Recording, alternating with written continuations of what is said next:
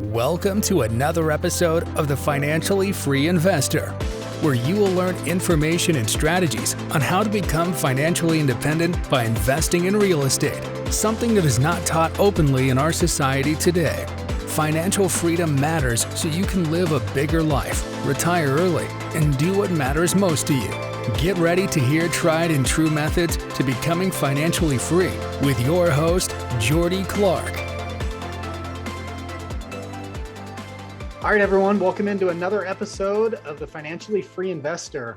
Today, I am super excited to introduce you all to my friend, Justin Helvey. Just a little bit of background on Justin and I. We actually met in a couples mastermind last year. First time we ever met was in Cabo, which was pretty cool. So Justin, good to have you on, buddy. Yeah, I appreciate it, man. It's awesome. Yeah. Super excited to hear your journey. And I know there's a lot that other people can probably glean from it. And as they're moving towards financial freedom, like we all are. So yeah, man, let's get into it. Why don't you tell who is Justin Helvey? So I'll give you kind of like a background, and maybe I can kind of steer it towards what kind of shot me in this direction a little bit.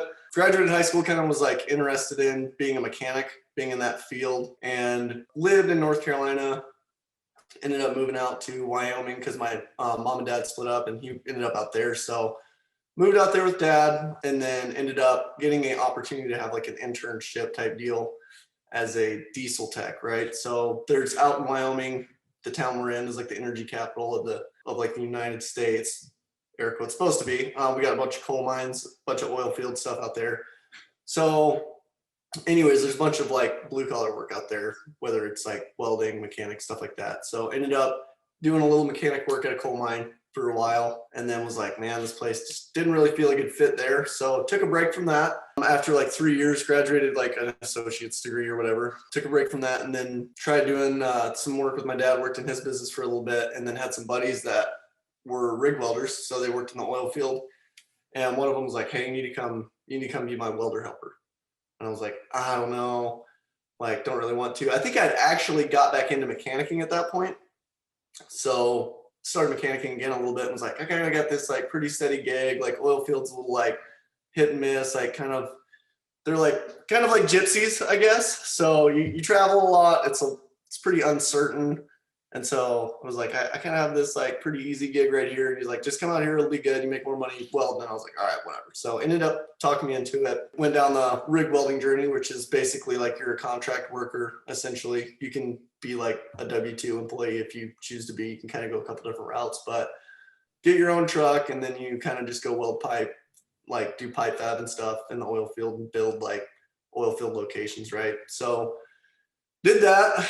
That's kind of a grueling process. You usually help you like intern apprentice for like a year and end up like you're basically hand in hand, like you're a helper, right? So it stays true to the name helper. You're just like you grind the welds, you buff the welds, you hand them a rod, like you're totally just like like a little kid almost, right? Like you don't get much responsibility, you do all the grunt work, you do all the stupid stuff.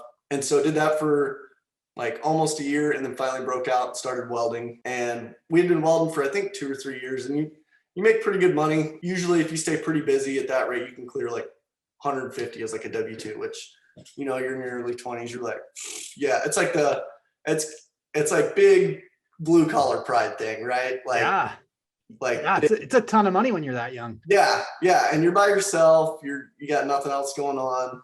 I mean, you get to drive a big truck, you get to like make this big amount of money at that point. So it's like a big ego trip. So anyways, did that. It was like really cool. What kind of started it, I would say, is like you get to this place where, at least I did, where you kind of peak in pay, right? Like you have this huge like rush in pay raises where you're like, you go from being like the nobody to like, you're making like 60 grand a year to like 150 grand a year. So you like 3 extra income, and it's like, oh, sweet.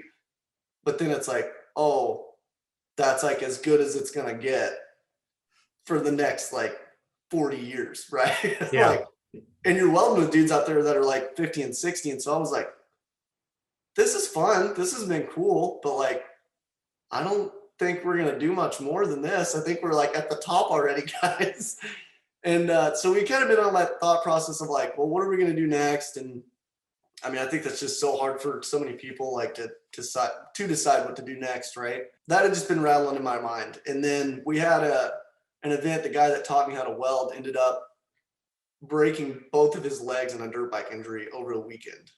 While we were like took a day off work. We're like, we're gonna go race dirt bikes, like arena crash is what they call it, but it's arena cross, like a horse arena, and just put jumps in it and race.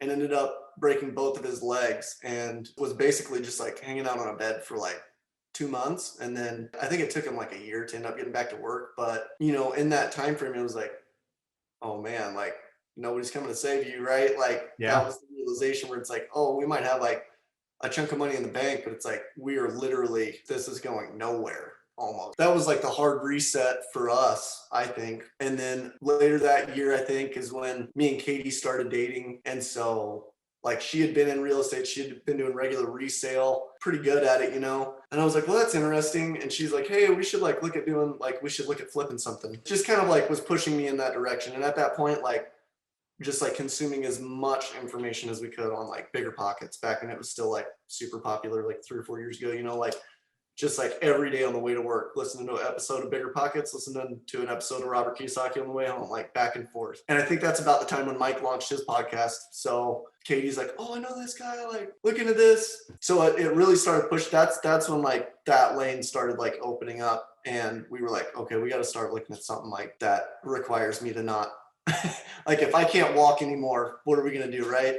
Yeah. So that's when we ended up doing a flip in Gillette. And that's when we like birded our first property. And it was actually like a ridiculous home run, like, like super good. And I'm like, man, this is easy. I'm like, yeah, what? Let's do a lot of this. It was just like, it was the bank there. It was a small town bank and the financing. We almost got like, when we sat down with the banker, we always like laugh about it because he felt bad for making us put 10% down. He's like, if we work together more, maybe I can get you guys to 5% or maybe nothing down. But he's like, we're going to have to do 10% down on this deal. And me and Katie are like, yeah, that's fine. And they like with rehab and everything, like a 6% rate, for everything. It was like nuts. So anyway, it started, that started opening up and just kind of started the whole journey from there really. And we started doing more deals from that, but I don't know if that kind of made sense. Yeah, no. And actually, I'm glad you went there because I answered the first question, which is usually, how did you get started on your journey to financial freedom, right? You kind of summed it up really nicely there where you're making really good money as, a young 20 something, but you kind of see like, hey, this is it, right? Like this is your next 40 years if you continue down this path. And then your buddy breaks his legs and, obviously doesn't have any recurring income coming in because you got to weld to make money.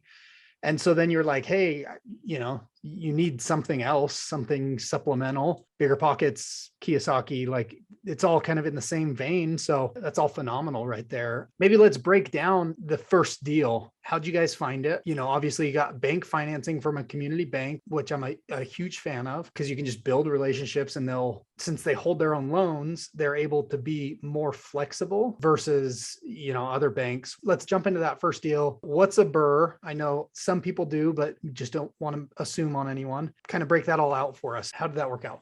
Yeah. And I'll get the math like roughly closest. Might not be the exact numbers that we ended up using, but everybody will get the idea. So Katie had a really good, she had her finger on the pulse of the market, right? She kind of knew what everything would sell for. So that was kind of cheat code for me because I didn't really have to go and comp everything, right? I knew how to kind of line work up. I guess I'd been around the trades and stuff, but we walk into this house and I can't remember why we ended up looking at it. I think Katie was like, hey, we should go look at this. This house has been on the market for a while.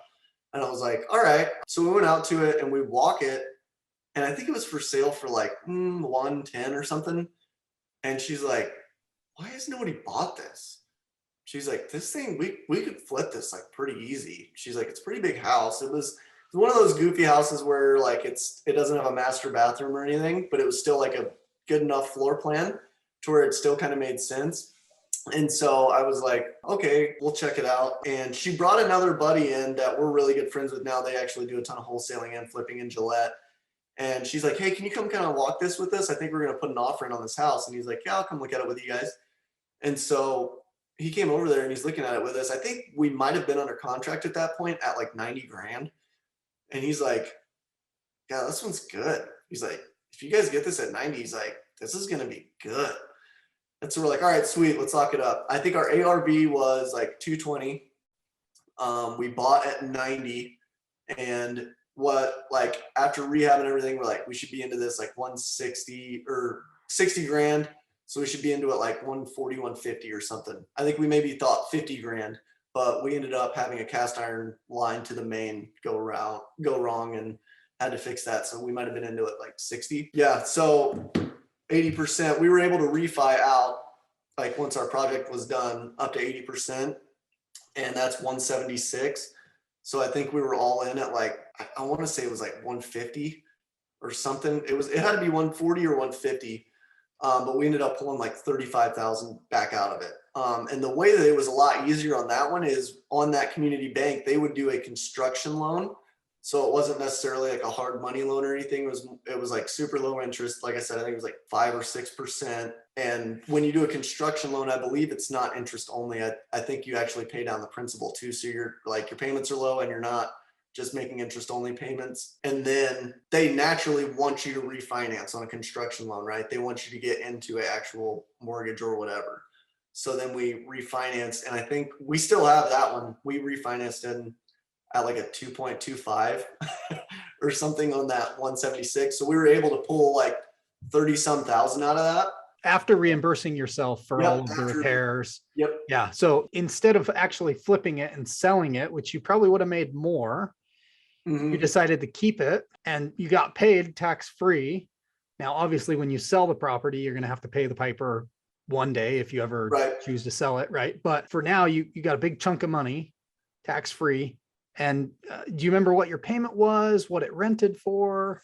I want to say our payments because we should be at that 170 mark at like 2.25. And I want to say the payment was like 7 or 8. And I think we're renting at like 1,500, maybe 1,600. So we're close to cash flowing like, $500. And it's a pretty low maintenance renter. So I don't even know if we have a property manager on that one. So it's pretty chill. And the cool thing about that property is I bought a fourplex right after right when we were finishing up that deal. And so we bought the fourplex, put the money that we burred out of that deal into the fourplex. And then it was just like, it just kept working, right? It was just like, man, this is like, we've created more of a retirement fund with like 2 deals than I could have like pouring into something on my own, right? It was just like, okay, this makes sense finally. Yeah. Well, like that's the power. And that's kind of what I'm preaching of real estate. Like, to get an income of $500 to $1,000 a month, traditional ways like 401ks, retirement accounts, that kind of stuff. Like you have to put $1 million in to be able to get 12,000 a year out at a 12% return, right? So like, how much easier is it to find 2 really good deals like this? And now you're making that, but oh, hey, your tenants are also paying the mortgages off. And because of inflation, those properties are also going up in value, right? It's awesome. Yeah. So that's when the light bulb kind of went off in your guys' head and you're like, ding, there's something here. Yeah. Well, it's really weird. There's like so many like stereotypical things that you're kind of taught, like listening to Bigger Pockets and stuff like that. And so many of them are true. And so much of it is like also just like, it's just like funny almost when you start getting into it. It's like that small town bank. We haven't found that back here in Arizona, but like some people are like, well, what kind of financing do I need to get? And what does this look like? And what does that look like? And it's like, you almost have no idea until you just try, right? And it's like, a lot of people will be like, well, I can't get financing on a home. And it's like, to me, financing is one of the weirdest like elements in all of real estate. Because just because it is a 100% hard no from one guy means absolutely nothing. And it could be a hard no from the same guy, but you're like, all right, well, what if I make myself look like this? What if I put all my money over here and it looks like this? And they're like, oh, okay, yeah. Like just the way to make like a deal work sometimes as far as like getting financing for something, I think is a big hang up for a lot of people.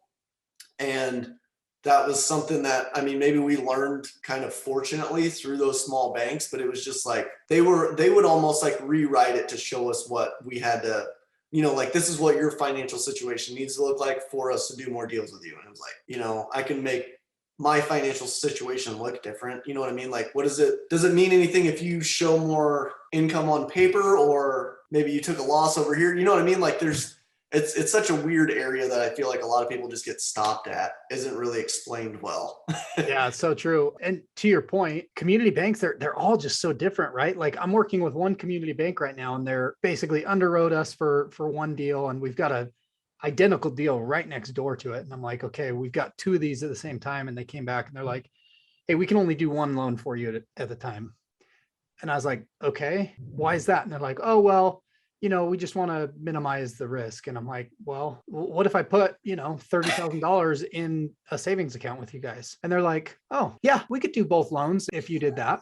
And I'm like, okay, like I've got my, kind of 6 months of living expenses, just like slush fund, and it's sitting in a savings account anyways at a different financial institution. And I'm like, man, like, what if we just threw some of that over here? It's still in a savings account. So like, what do I care? But for them, like that's all they needed. And I'm like, and, we're establishing a relationship with them, which is totally cool. And, every deal is just a little different. Just to your point, man, like it's so funny. And just like asking those questions, what would I need to do to qualify, right? Like bankers will tell you, they'll give you the formula that, all the check boxes, like, hey, this is what you need, FICO score of this, like X amount of reserves. And just by getting on the phone and having conversations with them, you're able to find that out. And then all of a sudden it becomes not this mysterious thing where you're like, oh, well, I don't know if I can do that because I don't know if I can get financed. Well, now you know how to get financed, and then you just do it.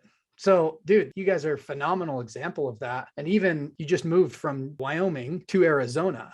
Mm-hmm. Maybe speak a little bit of that and kind of the mentality. Because again, like I think so often we just get stuck in this like, oh, well, this is where I grew up, and this is what I'm doing now. And we identify with that. And then, or, like in your case, hey, I moved from South Carolina to Wyoming, and now I'm welding pipe, and, this is what I'm going to do for the next 60 years. Like you guys kind of broke that mold. And tell me a little bit about that.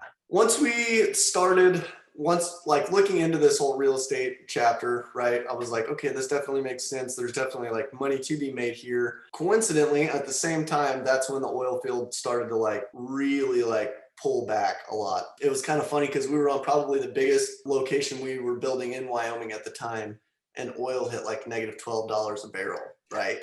And I'm like out in the field and I'm like laughing because I'm like, there's no way we're going to keep working, right? And it's like so disasterful. You're just like, well, I guess like they always said it would happen, but we didn't think it would happen like this.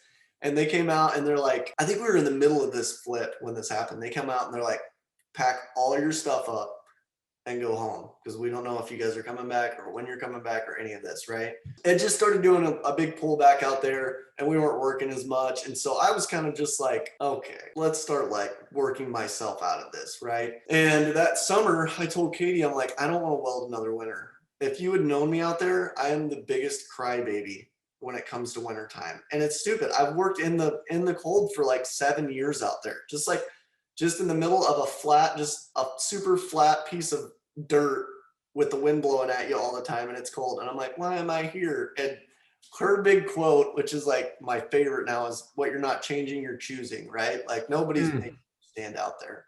So if you're not changing it, you're choosing to stay out there. Other people are not living here. So you can either continue to complain about it, but that's your choice, or you can change it. And so that like fall, I kind of switched over and was like, well, I'll start doing some resale here and whatnot, and trying to kind of break that like welder identity, and a big part of that that's hard is like even moving down here, right? I sold a lot of my tools and stuff like that before I left, just because like I had a huge machine that I super unnecessary down here, right?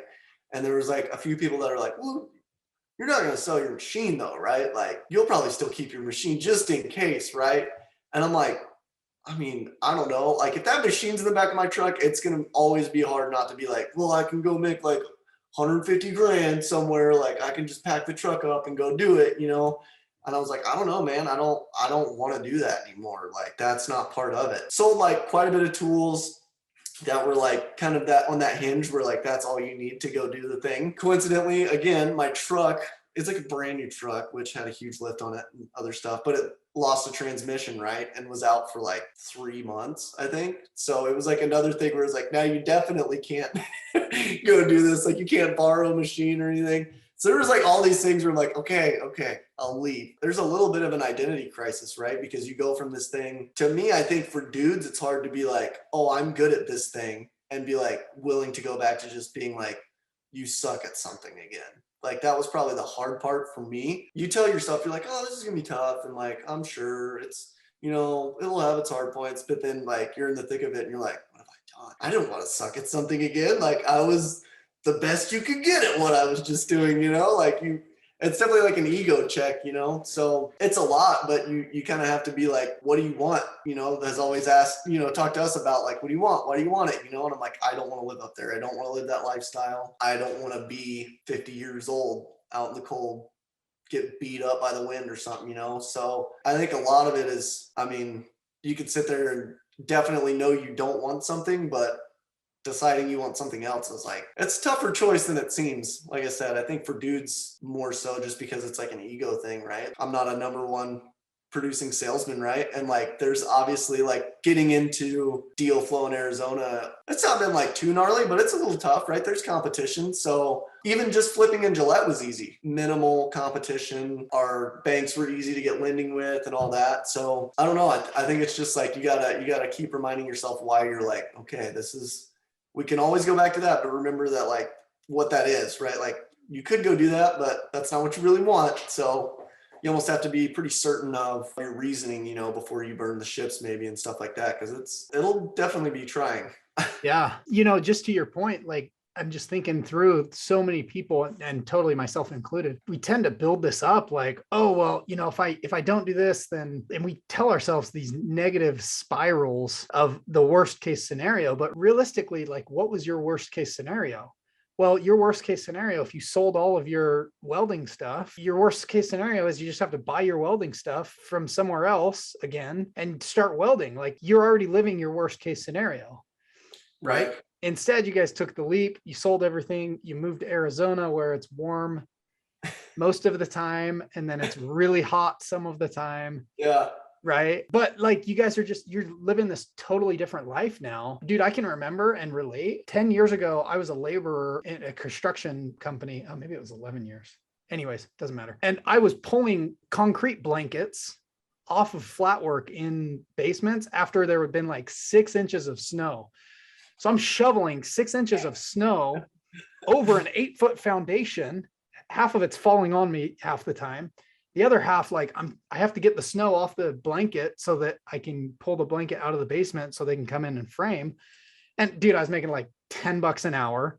Right. And I'm not afraid of hard work. Don't get me wrong. But I remember lunch breaks when I would sit in my car and like I'm eating gas station food. I'm freezing, like trying to de-thaw my fingers and eat simultaneously because I only had 30 minutes. And I was just like, this sucks. Like I can totally relate to that. I do not want to do this one more winter because I definitely have been there. And there's a lot of people that are like that. They're in that winter season of their life where they're like, this sucks. And to your point of all of, just kind of wrapping everything up that you've said, like nothing changed until you chose to take a different path. Right. And I love that quote that Katie said. So whatever you don't change, you're choosing. And man, that's so true in every area of our lives, right? Just even thinking like in our spiritual lives, in our relationships with our significant others, in our relationships with our kids and our friends, and the circle we surround ourselves in and the rooms we put ourselves in, like we're choosing that, right? Yeah. So man, there's so much gold in there. It's so weird because you go back and forth, like there's a few things on that subject where it's like the pain of what you're currently doing has to be worse than the pain of what you're about to do, right? So like some people will never make that change because it's just not painful enough. Even though those like the winners and doing all that is so hard, at the same point, that's the easy thing to do. The hard thing to do, okay, we're gonna have like, it's easy to just sit in your comfort zone and be like, this work sucks, but I know how to do it. I'm pretty good at it. I know what I'm gonna make. I know what everything's gonna be like. What's hard is being like, I'm about to change everything up and not know what any of it's like, right? So everybody's like, oh, well, I'm sure you've heard it too, like, must be sweet just out there selling homes. not having, oh, Mr. Shiny Shoes, must be nice. And it's like, hey, we all got a choice. It might look easy, but it's like, what's easy? Yeah. Right. You know? So let me ask you a question then. What's one thing you'd want to tell someone who's working toward financial freedom and maybe they're stuck or they haven't gotten to that point yet? I think there's going to be, I think a lot of people, there's plenty of reasons not to get in. Like, I think a lot of people get scared. And I think a big thing is like, what do you think? Like, I think there's plenty of reasons not to invest if you look for them. there's all kinds of things that can be like, ooh, that's just not quite the right fourplex, or ooh, that single family home sucks, or just go buy something, even if it sucks. Yeah. You know, like maybe your first deal is like a dumpster fire. You know what I mean? But it's like some people are just like, what do you think? And like, what's the right rate? And like, as you know, like if somebody was like, what's the right amount of hard money rate to do a flip? It's like, well, it depends. Yeah. How long are we going to take on this thing? Yeah. Who's it for? Like, what are our points? What is this? What's that? Like, there's 1,000 different variables, right? So I think a lot of people are self-sabotaging in the fact that they're like, they know the answer, but they'll just be like, well, what do you think? And I don't know, I just this and that. And it's like, well, you know, if you'll find out, you'll go buy a fourplex and be like, I hate this. I want to just syndicate. Or you'll be like, this is pretty cool. I can like cash flow off this thing. Like, but I feel like you just got to do something, right? Yeah. It's everybody talks about it, right? Like get the car rolling and then try to steer it. But I think it's scary for sure if you're like kind of sitting outside, and you can definitely talk yourself out of it if you want to on any aspect. Yeah, for sure. There are some bad deals out there though also. There's some horrible deals. But that's true. But you know, I mean, I think the good thing with real estate is like time makes every deal look awesome. Yeah. Right. Like, I mean, you know, go ask your parents what they paid for their first property, 25, 30 years ago. And I guarantee it's less than that is worth today. Right. Yep. And, as long as you're picking, good quality houses or fourplexes or whatever it may be, and in good areas and get good tenants, like it'll all work out to be okay. It's way less scary than we make it up to be, for sure. Right. And I've told people too, like I've had buddies that got into flips or whatever, buying properties. And I'm like, hey man, I'm not like naturally gifted at anything. Everything that I've ever been decent at, I've kind of had to work for. But I'm like, one thing that I don't naturally suck at is real estate. And that should say something. I'm like, we've made plenty of mistakes, and we've always, for the most part, you might not win or hit like a home run, but you're like, okay, I didn't lose terribly, right? Like part of that I think is just because of the market here in the last like 2 or 3 years, Yeah. We've been kind of helped with a lot of that, but you have so many exit strategies and everything, right? Like, yeah, you mess up a flip, okay, we can sell it as a rental. We can do this. We can do, like, if you kind of are with somebody that can show you your options, like you can mess it up and still come out like maybe not ahead, but even, you know what I mean? Or maybe you take a little dent, but you learned a lot. It's a lot cheaper than college, probably. Well, way cheaper than college. And it's way cheaper than like, some of those mentoring programs that cost hundreds of thousands of dollars, right? Right. So you're paying for, at worst, like you said, you're paying for an education and experience. Yep. It doesn't necessarily mean like that you're out of the game. Like it just means that you just go, okay, cool. What am I not going to do again? And then you don't do it. So, I don't know. That's kind of where I've been at, is I'm just like, I mean, yeah, push come to shove, you maybe lose a little, but I always look at it as too, is sometimes when we got down here in Arizona, our big goal was like, I think we talked about it early on. I'm like, I'm just going to start doing some deals, whether we make, we tried to be pretty cushioned on some of these first flips that we were doing, but I'm like, let's just shoot for if we make 10 or 15 down here. We need to get some recognition, right? Maybe you're not crushing deals, but people know you're a buyer, right? Or you're an investor, or the market, or you know what I mean? Like maybe you're not getting $1,000 worth of cash flow and everything, but somebody knows your name and they know that you are running rentals or Airbnbs or something, right? Like I think that's super valuable too. Oh, that guy, he owns some. He's like, you're walking the walk, you know what I mean? Yeah. So I think that's super valuable at the same time too. Oh man. Well, I want to be sensitive to your time. So knowing what you know now, is there something you would have done differently on your journey? I would say you can never get like a coach or a mentor. It's kind of a weird spot, right? Because you don't, it's kind of like, you got to be careful looking for that right person. But I think having somebody that's holding you accountable one-on-one, especially for me going from heavy W-2 to kind of trying to do your own thing, I think it's very important to hire outside accountability, because if you've lived in that space for too long, you don't know what it's like to be accountable to yourself almost. Like, I was accountable to myself for diets and gym and all kind of stuff. But in your work field, you're used to waking up when they tell you to and going to work and doing what they tell you to and welding what they tell you to and this and that. And like, you have all the answers inside of yourself. You know what you need to do. But I think it's super valuable to have somebody that's like, hey, dude, where are you at? Like, I need you to step it up or whatever. Because I think sometimes you'll start shortchanging yourself and kind of losing focus. At least for me, I think it's just part of, I don't know, unfortunately being kind of in that scene too long to where you're like, just wake up and you're like, what do I do? I think that can be super tough if you're going to switch from W-2 to like try to transition out. But even if you are W-2 and you're trying to get into investing or something like that, I don't think it'll hurt. Like, just having somebody to hold you accountable and make you do something a little bit scarier. I don't think you can start doing that too early. And I might've done that a little bit earlier. Yeah, man, So that's so true. And just thinking about like, man, that's totally how we're programmed in our society, right? Like, we sit down from grades kindergarten through sixth grade and they're like, okay, here's your assignment. Here's what you're going to read. And then, you got to get good grades so you can go to seventh grade. And then it's the same story every single year, even going through college. Right. And yet, like, dude, I don't remember, other than learning how to read and write. Like, I've never used geometry or algebra, or like, I've never used almost anything I learned in school. It's totally just programming us to become employees, to show up when Monday through Friday, just like our school system is set up. Yeah. Right.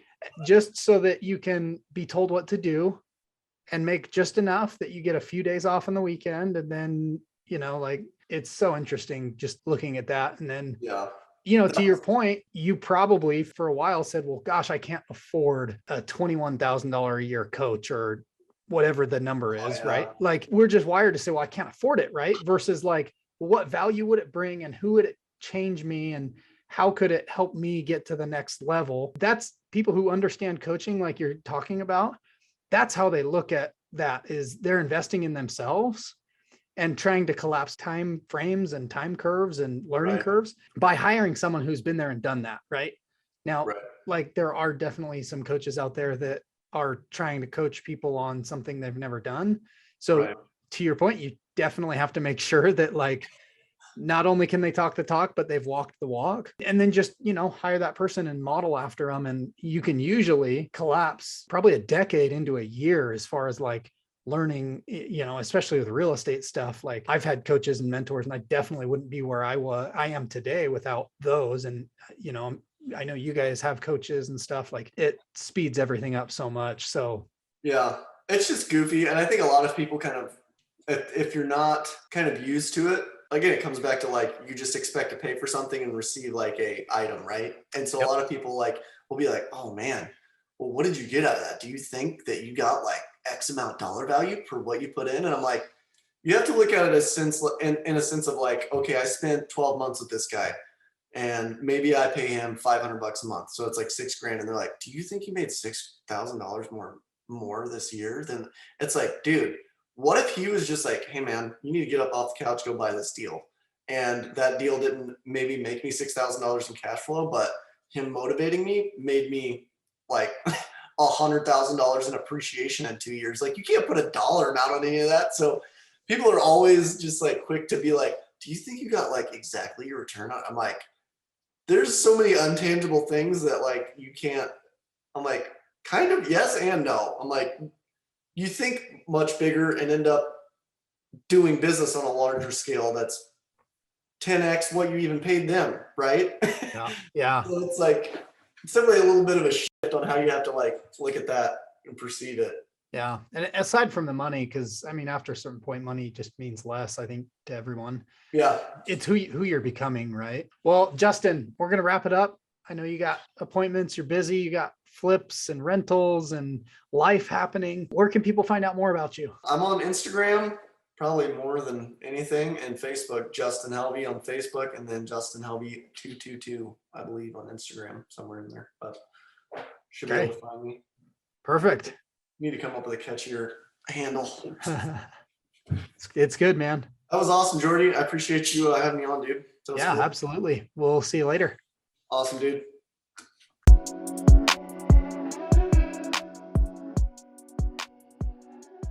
Thank you for joining me for another episode of the Financially Free Investor. If you found value in this episode or know someone who would find value in this information, please share with them, subscribe, and send us a review.